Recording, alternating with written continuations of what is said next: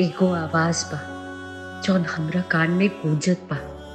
वो हमरा के बुलावेला, पता ना काहे, पर वो हमरा के